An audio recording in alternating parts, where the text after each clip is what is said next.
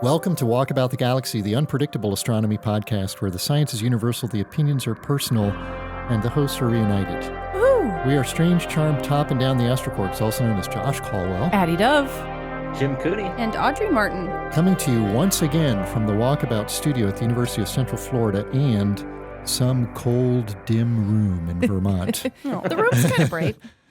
Follow us on Instagram and anywhere else we may happen to show up, but mainly Instagram, where the facts aren't checked and stories, like our collective memory, only last for 24 hours. But they can be liked, so like away and tell your friends to listen to the best podcast. Okay. That's also, I will. Also listen to best. Walkabout the Galaxy. Oh, ouch. Catch our videos on YouTube. We are at Walkabout the Galaxy. All makes sense. There's a theme here. Okay. What's the theme? Walkabout the Galaxy. Got it.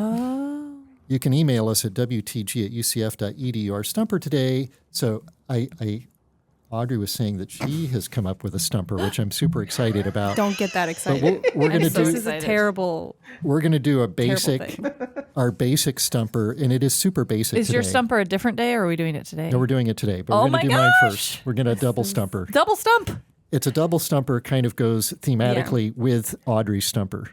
It's a double. Yep. Okay. Yeah. Right. Yeah. Yes. You will see what we're talking about in a second.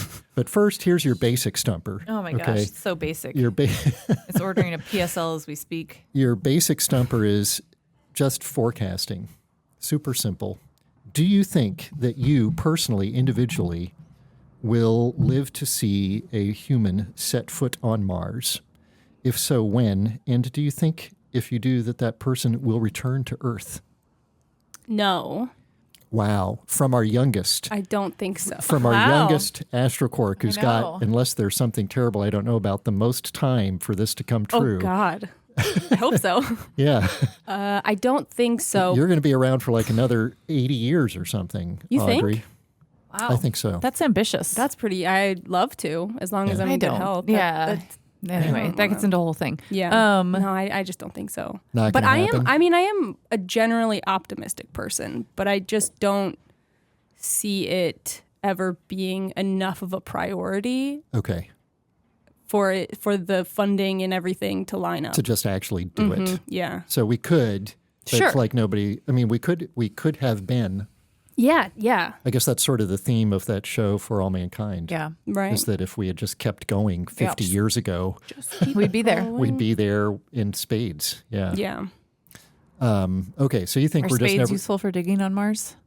we'd be there in spades? I don't really Yeah, I know what don't that know. means. I say Right after I said it, I regretted saying it because I didn't really know what it meant. yes. And I had a little bit of an inkling that maybe it meant something I didn't want it to mean. I mean, it's in multitudes, I think.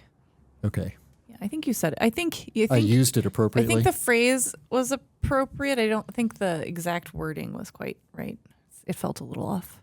It felt a little off to me too. Okay, if I'm being so yes, Okay. When? well, it's always 30 years out, right? 30 years away. I'm gonna be generous and say 25 years out. Let's see, what are we in? We're 2025. 2050. 2050 feels real good for Mars. Okay. And do you Sure. think that you'll see a person go there and then come back alive? Ooh, that's a lot of qualifiers. They go there, it's like, go to the surface, and come back alive. Well, you had already said you would see them go to the surface. Yeah. Yeah. Okay. Good. Jim, what do you think? Are you an optimist? Yeah. I'm saying 20 years we're going to be there. Oh, look at Really? that. And you think you're going to be Yeah. alive in 20 years? That's amazing. I know, that's the hardest part.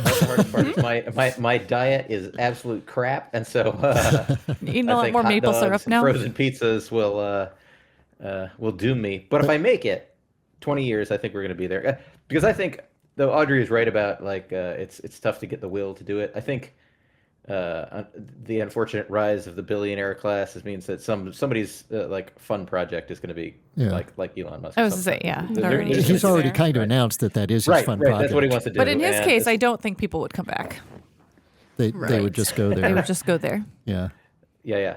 So I'm not saying they're coming back, but I'm saying somebody's just going to do. I mean, like those people have so much money that you just do it. All right. And well, now you've got something to live for then, obviously, if you're so. Yeah. Yeah. Yeah, finally. That's it. Improve your, finally. That's it. That's the only thing. Yeah. Improve your diet so you can see that happen. Yeah.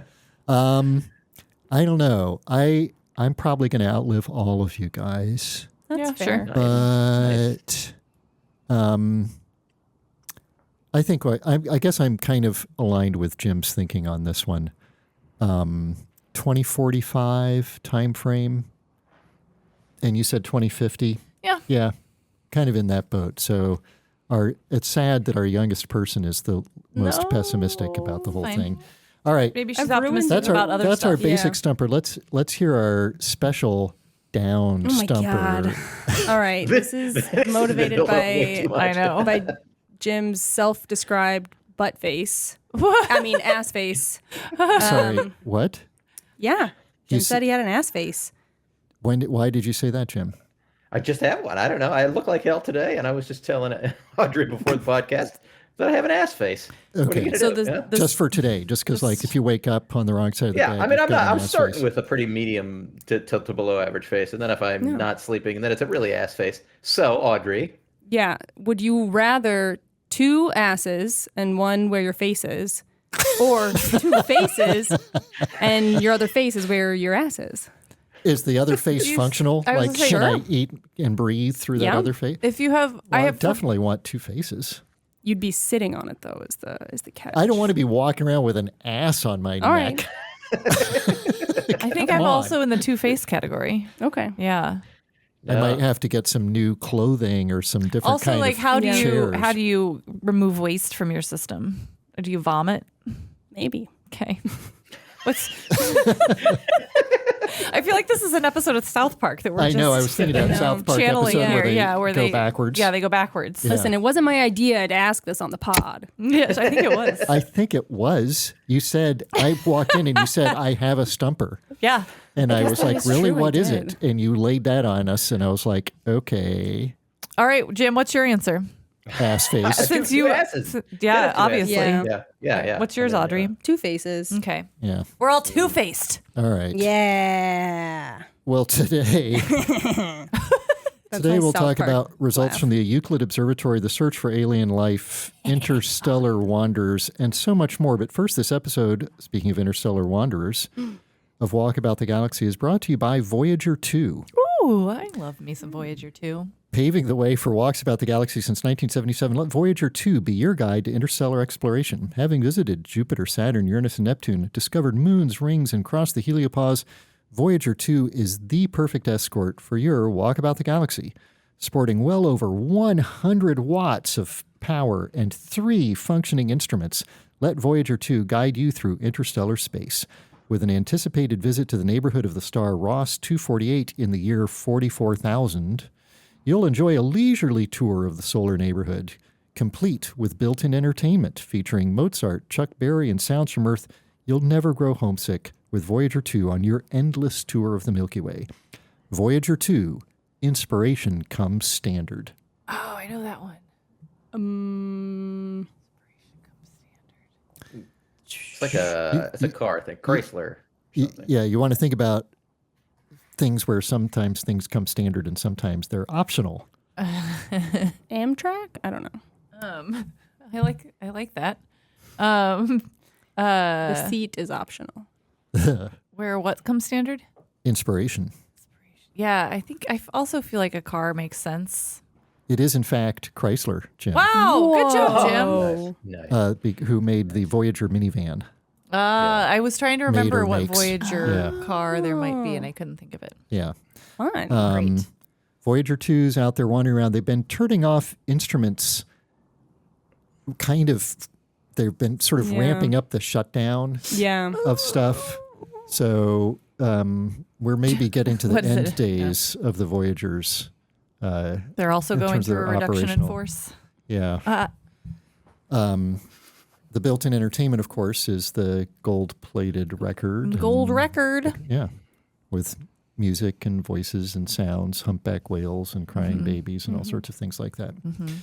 I did actually try to get us an actual sponsor, like a real actual What? sponsor. You mean all of this these time? others haven't been? What? Psych! Who's been paying are we me? funded? For the last 11 years. I don't know how long we've been doing sponsors, not since the beginning. I don't know. No. I'll have to but look. for the last many years, guess what? No, those sponsors are fake. But no, they're not. They're real sponsors. They're real they just don't come sponsors. with monetary value They attached. do not provide actual But they're real sponsorship sponsors. money. I wasn't actually going to get money from this other one, but it would have been A fun. a spoken participatory sponsor message on the Cool. show. All right. Well, maybe next time. Maybe next time. My fingers are crossed, but my hopes are flagging. Yeah, just like when the microphone fell over earlier. Yeah. Womp, womp. Are there space news updates? I think so. Okay. Well, let's move on then. Check. Yeah. What space news updates are there? Astronauts came back. I think True. that was since the last time we recorded. Yeah, I think they were splashing down as we were recording. Yeah. Butch and Sunny. Butch and Sunny made I think it back. I said her and name two other people. incorrectly as Suni. Yeah, it's Sunny. Yeah, It's short, but it is short for Sunita. right. So I can see how that would. Forgivable mistake. Yeah. They came back as did two other people who shall remain nameless. Because we apparently. don't remember their So names. I'd have to look up.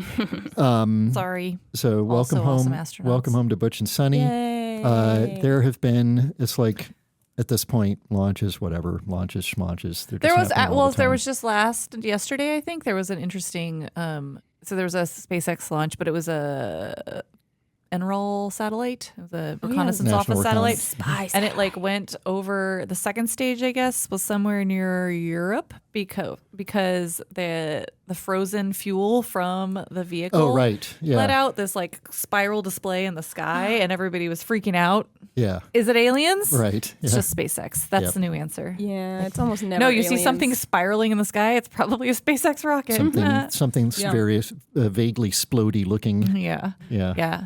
I don't know why it was spiraling, but Was it? It wasn't supposed to do that. I don't know. I don't know. It wasn't. It was a second stage that like wasn't like they're not Oh. recovered. Yeah. Usually they come back eventually and burn up. Yeah. But I don't know why that one, as it was venting, I guess it was rotating yeah. as it was venting. It's and hard so to it keep just things created the from spiral. not tumbling. Okay. So generally things like to Toddlers, rockets, Right. love to tumble. yeah. Yep. Unless you're doing something active to stabilize them, they tend to go out of control that way. Jim, Yeah. Jiminy. last time we had a trivia up your alley. This time we will not. But I figure in compensation for that, why don't we talk about cosmology first before we talk On about this podcast? before we talk about planets. What about cosmology? Maybe is it cosmological or it's maybe only peripherally galactic. cosmological? Yeah. It's cosmological because so this is about the Euclid mission. Which is is like just a- a name. It's not an acronym. I love that. I love Yeah. that. Yeah, I mean Euclid. You're never going to get in trouble telescope. with Euclid because we know nothing about him anyway. And I like naming things. I'm sorry, what kind of Wait. trouble would we get into? Because we would find out after the fact that maybe he was like, That's Yeah, a he was a reference. jerk That's a or he was reference a to racist Webb. or something like That's a that. reference Yeah, to yeah, Webb. yeah. But you're not going to get in trouble with Euclid because I think we know almost Oh. nothing about Euclid's actual life or anything like Oh. that. Well, that's not good. Um, I mean, it was a long time ago. Oh God. Yeah, it was like from Who 300 knows what's gonna be BC or uncovered. something, and I don't know. Anyway, and of course Euclid is the father of geometry. Is what we think of him as. But, So controversial. In He's any got a event, big family tree. Right. this is a European Space Agency mission, Euclid, that is kind of doing for large-scale structure of the universe what Gaia was doing for the local galaxy. That is just kind of mapping. It wants to map everything out. It wants to.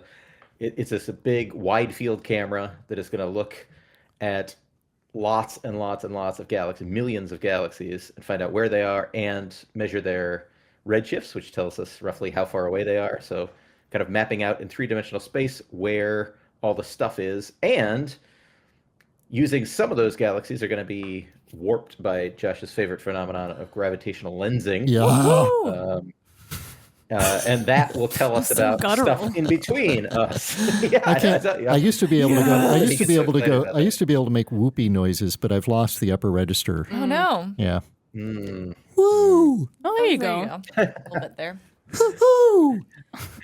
So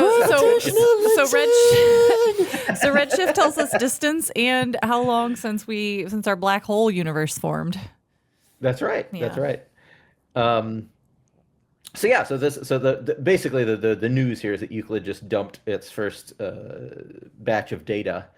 So it launched in 2023, and it's been up there looking at the sky for a little while, and it just puked out a huge pile of Did it puke data, it or dump it? Hang on, this is important distinction.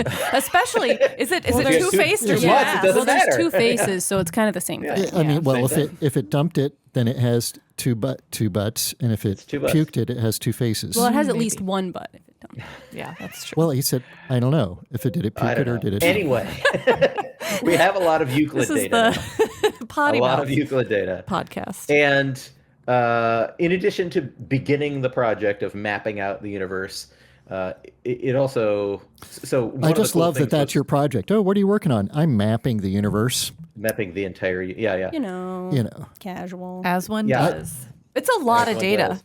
it takes me It a is long a time just ludicrous to amount of make a data. map of my house. yeah. It's a ludicrous. I mean, obviously, it's not intended to map out every bit of the universe, but like even mapping out some tiny segment is tough because the universe is freaking huge. Yeah. But they found something like 500,000 galaxies that had this gravitational warping signature, Ooh. So what? which is great because How do those they are hard to find. How do they identify that it's gravitationally this? What is that signature? Is it like Well, a really prominent J followed by some, what does the gravitational warping signature look like? Well, it just so you might see more than one version of the galaxy, or you might just see the galaxy Okay. shape be warped into a shape that you would typically not see. Right. Well, I mean, we've all seen those photos of gravitationally lensed galaxies, Right. and there's a variety of them. I'm just wondering, did they have an automated technique? So I think what they're doing is that it's kind of a combination of, so they're using AI and whatever to do this, but they're programming that with people. So they're crowdsourcing. They send out images of a zillion galaxies to people, and they say, look for galaxies that look funny, Right. and then that helps their model figure Right. out what are the things to pick out in the future. Okay. So doing it all by eye or whatever would just be take way too long. Okay. There's But they are millions doing of sort of a ways citizen science thing here on these? to go. Right. Yeah. Okay. Yeah. That's cool. Yeah. Which is cool. Yeah. So this is the beginning. This mission should be years. They'll map out the same part of the sky multiple times and many parts of the sky, and at the end of it, we should have this really nice look at not only the distribution of the galaxies, which is the thing they're taking the pictures of, but also of the dark matter that is warping the light as How are they taking pictures of dark matter, Jim? They're not taking pictures of dark matter. They're looking, the things that doing the warping of those galaxies is the dark matter. Often so you dark can matter. figure out where the dark matter is, even though you can't see it because it's warping the light from the galaxies behind it. Cool. So this is the first large scale attempt to do that. You can Yeah, and it's interesting because it's doing large scale map, but it also has 3 deep field areas that it's gonna just look Right. really, really hard for a long time at. Right, So did you say that they found 500,000 galaxies that are gravitationally lensed? Yes, unless I screwed up that number, but that's what I thought I saw. And that's what percentage of the total number that they've looked at is that? That's okay. I'm totally wrong. Yeah. Okay, cool. I've been There were 'wrong before. 500 candidates. 500 candidates Yeah. out of 380,000 galaxies so Yeah. far. I'm getting ahead of myself because in the end there's going to be millions of galaxies that they're looking at, but By the year so 20, far, by the time we land on Mars, there'll be Right. right. So- So sorry so- about that. Yeah. Okay, I'm so way right off. now they've looked at about 500,000, and they're seeing gravitational lensing in about 1% of them. Right. Okay. Right. Wait, does that mean that there's only dark matter in about 1%? Because No, that doesn't make No, sense. no, the that dark just means, matter is in between you and the galaxy. So the galaxy you're seeing is very far away. Yeah. And if there happens to be some big lump of stuff in between you and it that's not exactly obscuring your view, the gravity from that thing can bend the light around so you see 2 or 3 or multiple Right. splotches of the galaxy that's off in the distance. gotcha. Okay. So this isn't dark So- matter that's within those distant galaxies. Correct. It's in No, no, between It's in us. between between. us and the It's in thing between. that's seen. Cool. Right. Okay. Yeah, That makes more yeah. sense. Yeah, and of course, we do see dark matter in galaxies, but this isn't to look for that. This is the much more of the dark matter is in between galaxies, but that's hard to find because But I mean, so you wouldn't have this if dark matter were uniformly, smoothly distributed across the universe. This is happening Certainly. because there's clumps of it. Right. And those clumps go with clumps of light matter, right? Baryonic They often do. matter. Yeah. I mean, these So- big filaments of stuff you see in the universe are filaments largely of dark matter, but embedded in that is our Galaxies and So, things. yeah, Right. Yeah. And so my next question then is, knowing, like, when you look out into the deep universe in some direction and you see a bunch of stuff, you can kind of estimate how many things are between me and whatever is behind. Like, you should be able to sort of roughly estimate how many times you would expect to see a galaxy gravitationally lensed, and is 1% or whatever they're seeing here sort of in line with what they're expecting? Like, out of these first 380,000, are they think, oh, gee, that's more than we thought, or fewer than we thought, or we found them all and now we're on to the next 500,000 galaxies? I think that's roughly in line what we would expect. I mean, I don't think there have been any big surprises about the amount of stuff and Okay. what the structure looks like. Okay. So how But how it's will exciting just because it's so, like, because that percentage is fairly small, right? 1% or something. That means that finding them just by, like, looking at one galaxy at a time, which is typically how you do things, right? In Right. astronomy, I'll look at this one and that one. It just takes forever to find any reasonable number. Okay, so the sort for a of lens mass like this. survey aspect of things is going to Yeah, it's going to change the game. It's over awesome. over the next several years or something. Yeah. Yep. Okay. Yep. Cool. Audrey, moving now a little bit closer to home. Slightly. Yes. You had an interesting story about Alpha Centauri. Yeah. So Oh, that's so close. I know. So close. It's Centauri. That's not a way to say that. So It's almost as close as Proxima Centauri. there we go. That works. So there's going to be a couple of telescopes coming out in the near future that are going to do a lot more mapping. And one of the things is mapping a whole bunch of asteroids Right. in near Earth space and in the main asteroid belt. And the idea is that with a whole bunch of very frequent all-sky maps, we'll be able to detect more interstellar objects like Oumuamua and Borisov. Those are Right. the only two interstellar objects that we have. Aside from some dust, which Aside has from been some detected dust. by Yeah. various dust detectors on things like Ulysses and Cassini and Galileo. Yeah. Ooh, okay. Yeah. So there's questions about how many interstellar objects should we expect. Like asteroidal type things. Asteroidal, like larger, Oumuamua, like, yeah. I don't know Things that exactly you don't what want to hit us. size. Yeah, things that we don't want to hit us, but that we would love to get, like, kind of close to us so that we can look Ooh, at this it. could be a good object for golf. golf. What did we call it? Oh, Flyby. flawed. Flawed. Fold. Fold. Oh, yeah. For folding. Well, we don't Golf. we don't know exactly where Oumuamua or Borisov came from, but it looks like Alpha Centauri. Yeah, space. They don't come from Alpha Centauri, but it seems as though lots of asteroids and comet-like objects can come from Alpha Centauri. It's a triple system, so dynamically unstable and will shed material like a wet dog was the analogy given in the article. So as a wet dog shakes mud, a muddy wet dog shakes mud, it's going to fling mud and water and whatever in every single direction. And so Alpha Centauri is doing this with a whole bunch of small objects. And even though we're not going to collect all of them because our solar system is really small compared to We're a all small of space. target, Yeah, right? we're a pretty Your small target. Solar system small. Thank you. Good way to manipulate that. Yeah. Yeah, of course. Yeah, so even though our solar system is fairly small, it seems as though the Oort cloud, which is the outermost spherical shell of the solar system, made up of a whole bunch of very, very cold objects, could potentially collect up to 50 objects. Excuse me. Bless you. 50 objects a year Okay. from Alpha Centauri. These aren't objects that we would necessarily be able to detect Yeah. because they're seems very complicated. small. And most of them, I mean, very small meaning. very small, like they're asteroid sized. Okay. That's pretty small. Yeah. To I mean, detect sometimes we at talk the about location of the Oort cloud from here. But I'm just like, very small in astronomy can mean Yeah, that's anything from a true. dust particle to like a planet. Yeah, that's fair. That is very true. So a these little are baby black hole. These are in the range of sizes of asteroid type things. Yeah. 50 per year for, a billion years is, let me do 50 times 1, 50 billion. Sure. And Wow. So, Some good head math. which is still a I tiny struggle fraction. to believe it. The- I'm struggling. Sure. That it's that It many? seems too many.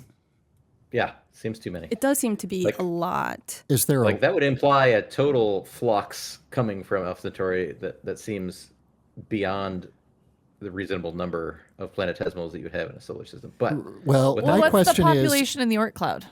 it's much bigger than that. Yeah. But my question is, when you say captured or entering, Enter, not captured. so Yeah, just that's the passing key. through. Most of them are just going to pass right on through. So the Oort cloud in this scenario, Jim, is just a spot on the sky Right. that these things pass through. So they're not actually unlikely to have any interaction with the inner solar system right. at all. Yeah, but still, 50 is pretty high. it's still a lot, but that does help a little bit. I mean, like, because capturing one is like next to impossible because you have to Right. You have to come shuttle inside. bodies. You got to come whatever. in. Yeah, so Yeah. yeah, but still, it still seems like a big flux to me. But that's just maybe I have bad intuition for. Well, if we planetary take the things. outer extreme of the Oort cloud, it's like a light year across. That is true. That is true. It is. And so huge. you're talking about something that's like a circular target that's got a radius of a light year. Yeah, That's only okay, 4 okay, light years okay. away from the source. So does that help? I am now convinced. Yep. Oh, thanks. Now it seems You're fine. welcome. Yeah. Yep. Okay. Cool. But probably very unlikely that those guys would be coming into the inner solar system. Probably unlikely, but we might be able to see some more. Well, I mean, the chances of us seeing another interstellar object is pretty high. Yes. But how many? Don't know. When? Don't know. Well, I would say more and more because we're building Sure, more yeah. and more of these survey telescopes. Oh, yeah. But I would think before we get to our trivia that another likely source for interstellar interlopers would be planet-forming stars, so young stars that are going through the same gyrations that our own solar system went through 4.5 billion years ago when we created the Oort cloud. That whole process came about from a lot of stuff being kicked out of the solar system Totally. by a big planet. So if there are nearby star systems that are, only 10 or 100 million years old and they're forming a lot of their big planets, those guys might be having a much higher flux of stuff coming out. But again, not necessarily aimed our way. Yeah. Yeah. But that's why it would be really super cool to see those things come in, because then we'd be looking at a planetesimal from another solar system that is young, That we know the at age least- of. well- or we have more constraints on the age of it. or at least hasn't been near a star for very long. Yeah. Right. Yeah. Okay. Your trivia, not so much a Jim trivia. It's inspired by our sponsor. And it is in multiple parts. What? How many spacecraft have escape velocity from the solar system? Have we already had this? We've had this. Oh, and so what's the answer, Jim? If you get it right. 5. Wow. 5. Voyager 1 and 2, Pioneer 10 and 11, and New Horizons. All right, very good. Oh, wow. Fortunately, I have remember 3 this. more questions with subparts. Good. Here are your other questions. And Great. keep your smart-ass We're gonna- comments to yourself We're this going to keep time. my answer and the answers. Smart ass comments and well, if you have 2 heads, Yeah. you don't have any smart asses. Thanks, ass face. Oh, that would be Jim. He's the smart ass. Yeah. Which is furthest from the sun, and how far away is it? Which has the highest speed going away from the sun, and how fast is it moving relative to the sun? And finally, Voyager 2 famously flew by the 4 giant planets, Jupiter, Saturn, Uranus, and Neptune. True. At what point did it achieve escape velocity from the solar system? Was it after its launch and its initial boost out into space from the Earth, after the Jupiter flyby, after the Saturn flyby, after the Uranus flyby, or after the Neptune flyby? Know the answer to that one? No, for sure not. Huh. Is Abe Okay. playing a xylophone? No. Oh. All You right. hear a xylophone? Well, I heard wind chimes or a xylophone or stroke. something. Yeah, maybe. No, Audrey heard it too. We're having a collective stroke. That's fine. Before we get the answers to those questions, Yeah. Do we have another science topic? We do. Wow. Did I surprise you there? No. Yes. Talking about science on this podcast? Well, this has to do with the potential for detecting signs of life around other planets. There's definitely There's wind definitely chimes. music There's or wind something chimes somewhere. It's not you, Jim. It's definitely Nope. Jim. Take off your Stop. headphone and you'll Stop be able here. to take off your Stop. headphone. You'll be able to hear it. Stop doing your wind chimes. It is. It is. I don't know what's going on out there. That's fine. I have a It's a- toddler. It's a pleasant Listeners, I have a background. toddler. It's a pleasant background. I'm sorry. That's hilarious. He's It's doing coming from something. Vermont, and the only person who couldn't hear it is the person in Vermont. In the house. What's happening? These are good headphones. They block out Yeah. the sound. Okay. So this is a story about one new way of potentially detecting signs of life around an exoplanet. And it has particularly to do with a type of exoplanet that is hypothesized but not yet confirmed. And I actually don't know how to pronounce this word. Hycean. That's what I was going to say. But But then I saw that the origin of that word is a mashup of hydrogen and ocean, so Hycean? right? I feel like that's not. We've also had this debate on this podcast. What's but the answer to it was this one? Pre-Audrey, I think. I don't Okay. remember. I think Okay. it's Let's stick with Hycean. Hycean because I don't feel want like to. I've heard Hycean, I but I feel don't like know I if have that too. means that I it's don't want- right. You know what? I heard that just like a few minutes ago. Yeah, Really? Yeah. people are there you saying go. it, People are saying Hycean. and I don't want to say Hycean because maybe people are think we're talking about the Caribbean. You don't refer to the ocean? I say I went swimming in the ocean the- this weekend. I was in my bathing attire and I went swimming in the I ocean. caught a bit of spun at the ocean, the shore of the ocean. Hycean worlds have molecular hydrogen envelopes. Ooh, that gotcha. Take a bit of sun down by the ocean. Hycean worlds have molecular hydrogen envelopes over liquid water oceans. And so that's a kind of a good combo. Liquid water, hydrogen. It's my favorite kind of combo. It's a good combo. And so the whole trick, of course, with detecting life is like, what's the life doing to let you know it's there? So it could be doing that. It could be waving like Addie is. That's one way. So alive. But then you've got to have like arms and hands and a brain that says wave your so arm and hand, complicated. or like build a radio telescope. Or there has to be wind to make your arm wave at least. Oh yeah. You don't have So- a brain.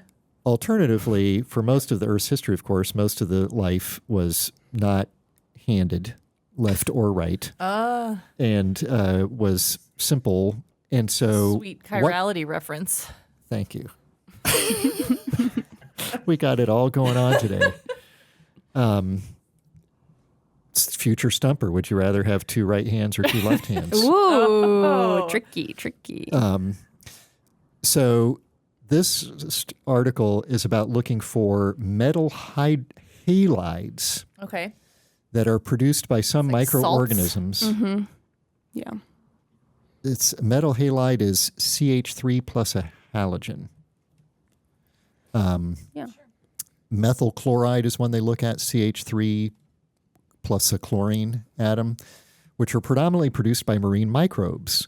And they say, if first we have to confirm that these worlds exist. There are some candidates out there, but it's difficult even to tell what you're looking at with the exoplanets, you know, all that kind Yeah. of super precise data.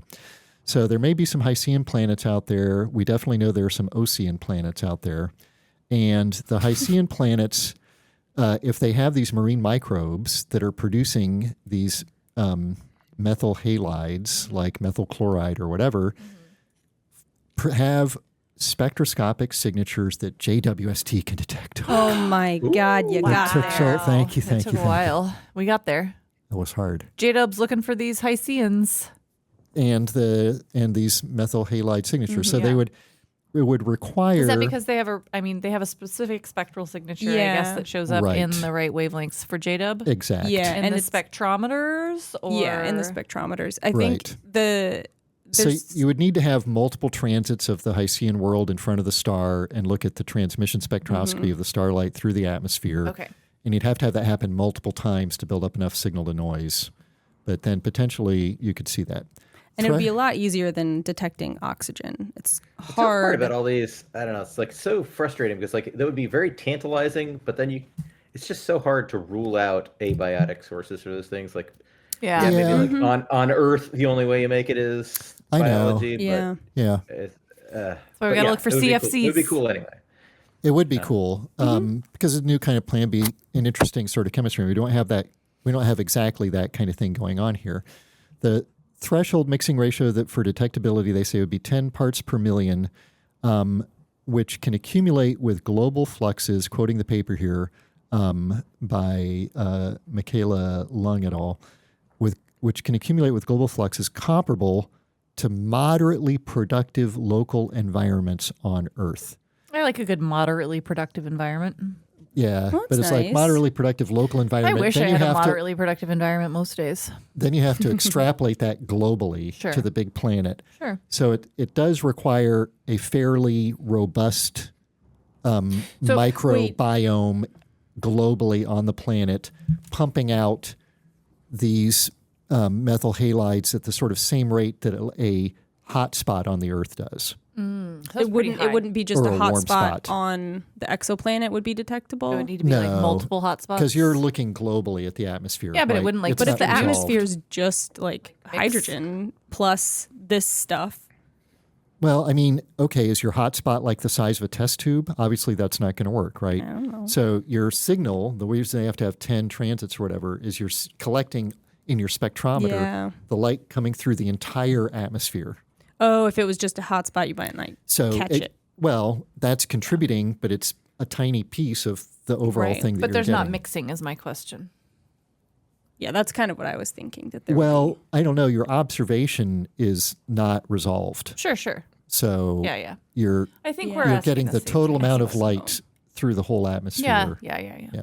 Well, is this so? Are those so? Okay, so is that comparable to like what we think? So, like early in Earth history, we had more anaerobic organisms doing things, like Right. pre-oxygenated Earth Right. atmosphere. Is it like comparable to what we might have had then? Is it higher than that? Is it lower than that? We don't have those numbers. These are excellent questions that Great. I cannot answer. Cool. Thanks. So What a stumper. yeah. Well, there we go. Previous work examining methylated gases as biosignatures for Earth-like planets. So I don't know. Okay, but it's comparable to like some stuff that's happening now in hotspots. Yes. Okay. Yes. The rate of production is consistent with rates that we see on the Earth or can see on the Earth or did see on the Earth. And so if you had one of these Hycean worlds with a global ocean, So hydrogen atmosphere, global ocean. right, and some microbes in there cranking out this stuff Yeah. through their ass faces, I guess, Yeah. then we would see potentially signature, and then Jim would come along and go, oh, but there's another way you can explain that signature. Yeah. You don't even need Sorry. an ass face Yeah. to explain it. Yeah. Wow. All right. Bummer. Let's come back to our trivia. You've already answered the first one. Great. Good job, Jim. Congratulations. I would have had Thank the you. same answer, so good job, Yeah. us. I'm glad Yeah, you me remembered too, it. I'm 'cause glad. I'm glad you all know. So, which of those 5 spacecraft is currently furthest from the sun, and how far away is it? Which one's furthest away? I know the answer to that one also. I feel Okay. like this was also a question, It but was. like I just don't Jim remembers remember, it, but I you don't guys don't. remember anything. Voyager 1. Voyager 2. Jim, It is Voyager 1. I know. it is Voyager Yes! 1. I thought Yeah. so. Distance? So the distance Many. I don't actually know. I want to Well, say you it's can like hazard a reasonable guess. Can I give it an AU? Yeah, please do, in fact. 53. Oh, Addie. That's very wrong. Yeah. 200. Jim? I Yeah, like think don't it's more like remember 130, 150, something like like that. one 160. 150. Yeah. 160, a little bit over 160. Yeah. I didn't even remember that. Pluto's out there at 40. Yep. So even New Horizons is past Is that- 50 now. Are they at like 60 now? They're at like 60. Oh, wow. Yeah. Okay. Which of those spacecraft has the highest heliocentric velocity, and how fast is it? And bear in mind, if you're affected by the sun's gravity and you're just coasting out there, you'll be slowing down relative to the sun. I think it's still New Horizons. Yeah, New Horizons is my educated guess. Okay. I also think it's New Horizons. Oh, I managed to stump you. It is, in fact, or I shouldn't say still, it is Voyager 1. Oh, wow. Okay. Really? Furthest and fastest. Wow. Good So job, it is V1. hauling ass. It's Hauling ass base. Just Yeah. stuck with V1. Why would we have any I other know. versions? Yeah. Right. The speed thing, I'll just tell you, it's 16.9 kilometers per second. Just point of reference. So the Earth's orbital velocity is about 30 or 33, one of those two numbers. I don't remember which. So it's relative to the sun, it's traveling about half as fast as the Earth is, but it's 160 times further away, far. where the sun's gravity God. is whatever 160 squared is times weaker, thousands.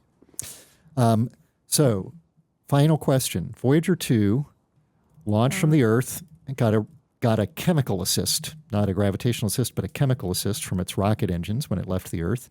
And then it got 4 gravitational assists from Jupiter, Saturn, Uranus, and Neptune. Which of those 5 put it into, I've got it, I'm moving fast enough that I can escape the solar system? Launch, Jupiter, Saturn, Uranus, or Neptune? I'm saying Jupiter. Saturn. Neptune. Jim is crushing I wanted to say Jupiter, the but Jim said planetary it too rocket fast. trivia, man. Whoa. Yeah. Pretty impressive. Thanks. Yeah. Good job, Jim. Congratulations. Thank you. Woohoo. It must have been the xylophone in the background that helped you. Yeah. Well, Yeah. while it may have felt like passing the heliopause, that sounded a little bit like passing gas. to It me. did. Out of your ass face. Excuse me, I just had to pass a little heliopause. Now it sounds even grosser. While it may have felt like, I don't know, that's what I'm going to say, passing the heliopause, it was just another episode of Walkabout the Galaxy. Be sure to follow us on Instagram and YouTube. You can contact us at wtg@ucf.edu. Our theme music was composed by Richard Jerusik. Production assistance is provided by Logan Basinger. Thanks to our listeners in Oregon and around the world. I'm Addie Dove. I'm Jim Cooney. I'm Audrey Martin. And I'm Josh Caldwell. We're the AstroQuarks signing off until the next episode of Walkabout the Galaxy. Ass face. I almost did that too.